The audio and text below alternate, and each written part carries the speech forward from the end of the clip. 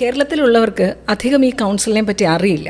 അപ്പോൾ ഇത് സ്റ്റാർട്ട് ചെയ്തത് അല്ലെങ്കിൽ ഈ കൗൺസിലിൻ്റെ ഉദ്ദേശങ്ങൾ എന്തൊക്കെയാണ്, ജനങ്ങൾക്ക് എങ്ങനെയൊക്കെയാണ് ഇത് പ്രയോജനപ്പെടുക, ഈ വക കാര്യങ്ങളൊന്ന് പറയാമോ? കാരണം ഒരു പുതിയൊരു സാധനം കേരളത്തിലേക്കും കൂടെ നമ്മൾക്ക് അറിയുമ്പോൾ അതേപ്പറ്റി ഡീറ്റെയിലായിട്ടൊന്ന് അറിയണമെന്ന് തോന്നുന്നു. റിസർച്ച് ഡെവലപ്മെൻറ്റിലോട്ട് ഇൻകോർപ്പറേറ്റ് ചെയ്യുന്ന ഒരു വിഭാഗം കൂടിയുണ്ട്. അപ്പോൾ അതെന്താണെന്നൊന്ന് വിശദീകരിക്കാമോ? MSME എന്ന് പറയുമ്പോഴത്തേക്കും ചെറുകിട സൂക്ഷ്മമായിട്ടുള്ള വ്യാപാര ശൃംഖലകൾ. അപ്പോൾ ഇതിനെ ഞാൻ നേരത്തെ പറഞ്ഞ പോലെ സൗത്ത് ഇന്ത്യയിൽ ഏറ്റവും കൂടുതലുള്ള ഈ MSMEകൾ എന്ന് പറഞ്ഞാൽ ചെറുകിട കടകൾ മുതൽ വലിയ വ്യാപാര സ്ഥാപനങ്ങൾ, അതായത് ഉൽപ്പാദകർ, ഇവരെല്ലാം ഈ MSMEയുടെ കുടക്കീഴിലാണ് വരുന്നത്. പലപ്പോഴും ഒരു സ്ഥാപനം നടത്തുന്ന ആൾക്കാരുടെ ഏറ്റവും വലിയൊരു പ്രശ്നം എന്ന് പറയുന്നത് ക്യാപിറ്റൽ ഫണ്ടിങ് ആണ്. പണമാണ് എല്ലാ ബിസിനസ്സുകാരുടെയും പ്രശ്നം. അപ്പോൾ ക്യാപിറ്റൽ ഫണ്ടിങ് ബേണായി പോകുന്ന ഒരവസ്ഥ, പ്രത്യേകിച്ച് അതിന് ബാങ്ക് ലോണുകൾ പോലും ഇല്ലാത്തൊരവസ്ഥയുള്ള സ്ഥലമാണ് സൗത്ത് ഇന്ത്യ.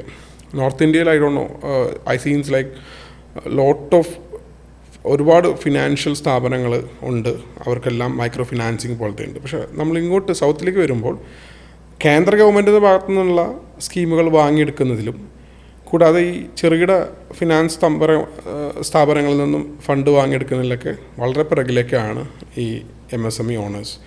അറിവില്ലായ്മ കൊണ്ടാണ് പലപ്പോഴും ഇങ്ങനെ സംഭവിക്കുന്നത്. അല്ലെങ്കിൽ എവിടെ നിന്ന് ഇത് വാങ്ങാം, അല്ലെങ്കിൽ ആര് സഹായിക്കും എന്നൊരു വഴി അറിയില്ലായിരിക്കും. Where, how and when to apply, ഇത് അവർക്ക് അറിയില്ല. അപ്പോൾ ഇതാണ് ആദ്യം നമ്മൾ പഠിപ്പിച്ചു കൊടുക്കുന്നത് അവർക്ക്. അപ്പോൾ ഞങ്ങൾ അതിന് വേണ്ടിയിട്ട് ഫെസിലിറ്റേഷൻ സെൻറ്റേഴ്സ് തുറക്കുന്നുണ്ട്. അപ്പോൾ കൊച്ചിയിൽ ഞങ്ങൾക്ക് തൈക്കൂടത്ത് ഒരു ഫെസിലിറ്റേഷൻ സെൻറ്റർ ഉണ്ട്. അപ്പോൾ അവിടെ പോവുകയാണെങ്കിൽ നിങ്ങൾക്ക് നേരിട്ടിട്ട് അവരവിടുന്ന് ട്രെയിനിങ്ങും മറ്റു കാര്യങ്ങളും തരും. കേരളത്തിൽ കൊച്ചിയിൽ മാത്രമേ ഉള്ളൂ? കൊച്ചിയിലാണ് ഇപ്പോൾ ഫെസിലിറ്റേഷൻ സെൻറ്റർ, ട്രെയിനിങ്ങും മറ്റു കാര്യങ്ങളൊക്കെ. അപ്പോൾ ഇങ്ങനെ കൗൺസിലായതുകൊണ്ട് തന്നെ ഏത് ഓർഗനൈസേഷന് വേണമെങ്കിലും നമ്മുടെ കൗൺസിലിൽ വന്നിട്ട് ഇതുപോലെ ട്രെയിനിങ് എടുക്കാം. അപ്പോൾ വൺ മാൻ എന്നല്ല പറയുന്നത്, ക്ലസ്റ്റർ ഡെവലപ്മെൻ്റ് ആയിട്ട്.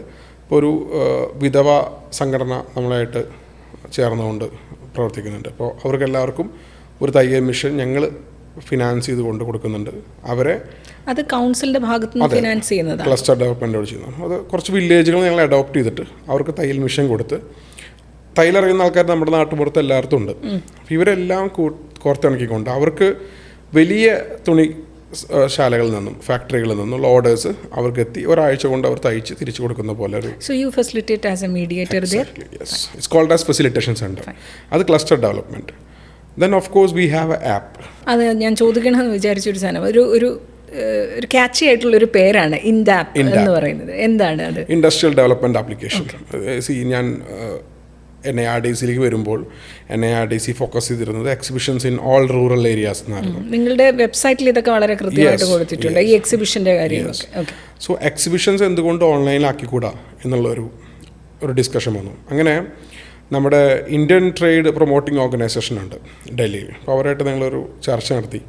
And we done A meeting with FIO, federation of Indian export organisation. ഇതെല്ലാം മിനിസ്ട്രി ഓഫ് ഇൻഡസ്ട്രീസിൻ്റെ കീഴിൽ വരുന്നതാണ്. അപ്പോൾ പല മിനിസ്ട്രികളിലായിട്ടാണ് ശരിക്കും MSMEയുടെ സ്കീമുകളൊക്കെ കിടക്കുന്നത്. ഇപ്പോൾ MSME എന്ന് പറയുന്നത് മിനിസ്ട്രി ഉണ്ട്, കൂടെ ministry of food processing industries ഉണ്ട്, മിനിസ്ട്രി ഓഫ് ടെക്സ്റ്റൈൽസ് ഉണ്ട്, മിനിസ്ട്രി ഓഫ് റിന്യൂവബിൾ എനർജിയുടെ കീഴിലാണ് നമുക്ക് സോളാറൊക്കെ വരുന്നത്, ടൂറിസം ഉണ്ട്, ഫിഷറീസ് ഉണ്ട്, അഗ്രികൾച്ചർ ഉണ്ട്. അപ്പോൾ MSME എന്ന് പറയുമ്പോൾ ഒരു മന്ത്രാലയത്തിൻ്റെ കീഴിൽ വരുന്ന സംഭവമല്ല, ഒരുപാട് മന്ത്രാലയത്തിൽ നമുക്ക് അവിടെ നിന്നെല്ലാം സബ്സ്ക്രിപ്ഷൻസ് വരാൻ സാധ്യതയുണ്ട്, ഗ്രാൻഡ് കിട്ടാം, ചെറിയ സ്കീമുകൾ കിട്ടാം. പക്ഷേ ഇതിനെ ആളുകളിലേക്ക് എങ്ങനെ എത്തിക്കാം എന്നുള്ളതാണ് ഇൻഡാപ്പിൻ്റെ ഫസ്റ്റ് ദൗത്യം. അപ്പോൾ ഇൻഡാപ്പിൽ നിങ്ങൾക്ക് യു ക്യാൻ ആസ്ക്, നമുക്കൊരു ഗ്രാൻഡ് എങ്ങനെ എടുക്കാം, അല്ലെങ്കിൽ സബ്സ്ക്രിപ്ഷൻ എങ്ങനെ അപ്ലൈ ചെയ്യാം, അല്ലെങ്കിൽ എനിക്കൊരു സ്കീമിന് വേണം, MSME ലോൺ വേണം, അപ്പോൾ എങ്ങനെ എടുക്കാം എന്നതിന് പഠിപ്പിക്കും. നിങ്ങൾക്ക് എവിടെ അപ്ലൈ ചെയ്യാമെന്നൊക്കെ ആപ്പ് തന്നെ പറഞ്ഞുതരും.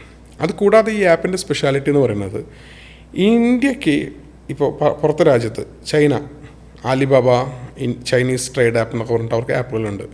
ചൈനയിൽ ഒരു പ്രൊഡക്റ്റ് വാങ്ങാൻ നമുക്ക് ചൈനയിൽ പോകേണ്ട ആവശ്യമില്ല. നമുക്ക് ഈ അലിബാബ അല്ലെങ്കിൽ അലി എക്സ്പ്രസ് ഒക്കെ ഉപയോഗിച്ച് ചൈനയിലെ പ്രൊഡക്റ്റ് വാങ്ങി ഇവിടെ എത്തിക്കുന്നുണ്ട്, ഇന്ത്യയിൽ എത്തിക്കുന്ന ഒരുപാട് പേര്.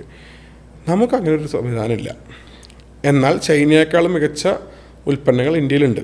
ഞാൻ ഇന്ത്യയിലെ എല്ലാ സംസ്ഥാനങ്ങളിലും പോയി ഉൽപ്പാദകരായിട്ട് നേരിട്ട് സംസാരിച്ചിട്ടുള്ള വ്യക്തിയായതുകൊണ്ട് പറയുകയാണ്, ഒരുപാട് ഉൽപ്പന്നങ്ങൾ നമുക്ക് ഇനി ഇവിടെ ഉൽപ്പാദിപ്പിക്കാൻ കഴിയും.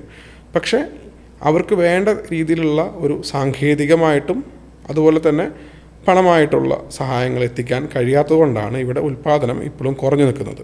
അപ്പോൾ നമ്മുടെ പ്രധാനമന്ത്രി ശ്രീ മോദിജി വന്നതിന് ശേഷം അദ്ദേഹം മേക്ക് ഇൻ ഇന്ത്യ പദ്ധതി കൊണ്ടുവന്നു. അതിലൊരുപാട് സംരംഭകർ വന്നു, അവർ പ്രൊഡക്ഷൻ തുടങ്ങി. പക്ഷേ എന്നാലും റൂറൽ ലെവലിൽ ഒരു വാർഡിൽ ഒരു പ്രൊഡക്റ്റ് ഉൽപ്പാദിപ്പിക്കാൻ പറ്റുന്ന രീതിയിലേക്ക് നമുക്ക് വരണം.